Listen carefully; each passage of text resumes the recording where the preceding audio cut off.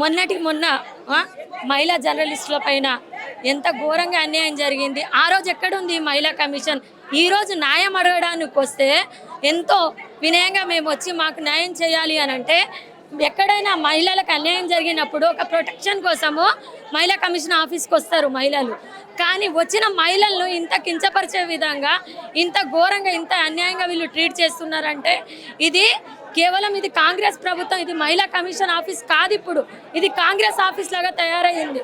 ఎందుకంటే మహిళలకు ఈ 8 నెలల నుంచి వెళ్ళి ఎక్కడ ప్రొటెక్షన్ లేదు. గురుకులాల్లో కానీ ఎక్కడ కానీ ఆ గిరిజనుల పైన దాడులు జరుగుతూ ఉన్నా కూడా పట్టించుకొని ప్రభుత్వము ఈరోజు ఎంతో శాంతియుతంగా మేము వచ్చి నిరసన తెలుపుతూ ఉంటే మీదికి వచ్చి మారుణ ఆయుధాలు తీసుకొని వాళ్ళు ఈ విధంగా మహిళలకు అన్యాయం చేస్తున్నారు. ఇంకోటి ఫ్రీ బస్ అని పెట్టిండ్రు.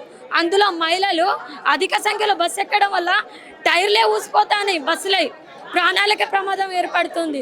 అది లేదు. ఆ రోజు కూడా సరిత విజయారెడ్డి పైన కూడా ఎటువంటి చిల్లర వేషాలు వేసి రిపోర్టర్లను ఆపి వాళ్ళు ఏ విధంగా మహిళలను పోలీస్ స్టేషన్లో లోపల వెళ్తూ ఉంటే కూడా ఆపిన తరుణం అది చూస్తుంటే మాకే ఘోరంగా అనిపించింది.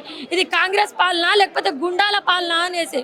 ఇట్లా రిపోర్టర్లకే జర్నలిస్టులకే రక్షణ లేదంటే మాలాంటి మహిళల కార్యకర్తలకు రక్షణ ఎక్కడున్నది ఈ కాంగ్రెస్ ప్రభుత్వంలో?